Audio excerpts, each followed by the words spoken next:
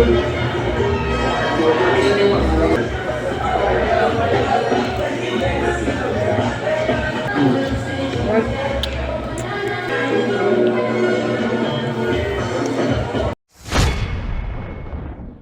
morning guys, for today's vlog guys, dito tayo ngayon sa Port of Spain sa town at kakain tayo ng almusal dito sa KFC, sa legendary and iconic na Independence Square branch nila dito sa KFC sa Port of Spain sa Trinidad and Tobago. Ito po yung KFC na pinaka-longest serving sa buong Trinidad guys. Ito po yung KFC sa town at sabi nila ito po yung masarap na KFC kasi pinakamaraming sales po ito sa lahat ng branches nila dito sa Trinidad and Tobago. So yun guys, andyan na po kami sa loob at nag-order na po kami. Ayan po ako at naghihintay ng order kasi kakain kami at nag-order kami ng sandwich chicken at isang one piece na para matikman ko lang at almusal at masabi ko kung masarap ba o hindi. So ayan naman, okay naman yung setup nila at yung mga clerk dito at mga servers okay naman. Mababait sila at ito po yung nasa loob ng KFC guys. Maluwang, spacious, tsaka maayos yung lugar, malinis naman. So ayan po yung in-order namin. Ayan po yung burger, sandwich chicken. So may cabbage sa taas. Masarap. Okay naman yung kuan niya, yung timpla niya. At ito yung order ko, yung one piece chicken at fries. So yun lang po guys, at ititestingan na po natin itong kainin ngayon kung ano talaga, masarap ba to o hindi. Ayan na po, tinesting ko yung fries. Normal lang na fries, okay lang naman siya. So sabi ko, pag fresh naman yung fries, okay naman. Itong chicken, crispy yung balat, kaya tinesting ko. Okay naman yung balat, crispy naman, tsaka ang timpla niya masarap, maayos. So parang Caribbean talaga na taste niya. So ayan, mainit pa, fresh na fresh yung chicken at maayos naman.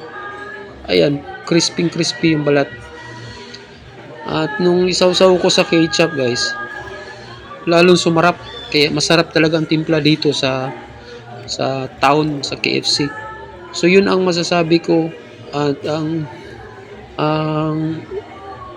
ang timpla nila masarap.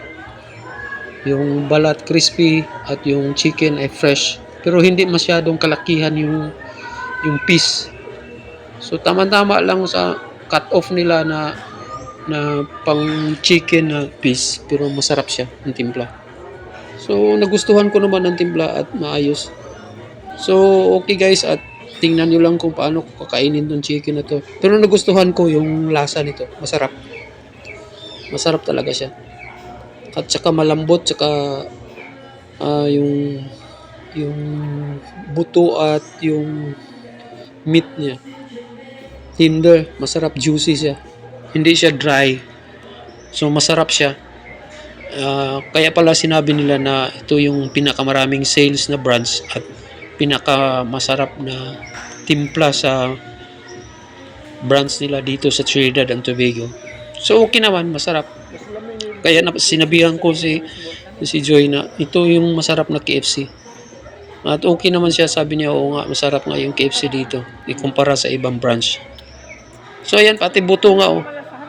So ayan, pati buto, kinain ko na. Sinimot ko na pati buto, ang sarap kasi niyan timpla. Yung mga natitira, tinihira ko na rin. Masarap talaga yung timpla niya at gutom rin ako sa almusal nito. So sulit ang pagtikim ko dito sa KFC at napakasarap. Thumbs up ako dyan guys. Masarap ang KFC dito. At yung fries nila normal lang, walang special. Masarap lang siya. Masarap lang talaga siya na ikainin mo kasama yung manok. So yun guys, tapos na po akong kumain yan at okay naman. So kung gusto niyo kumain ng KFC, dito kayo sa town kumain, masarap. So yan, satisfied naman ako at ito ang natira. Yan. So ibig sabihin yan, masarap talaga siya. So yun lang guys, ang vlog natin ngayon at sana nasa maayos kayo lahat at God bless inyo. Ay, salamat, busog na ako. Ciao!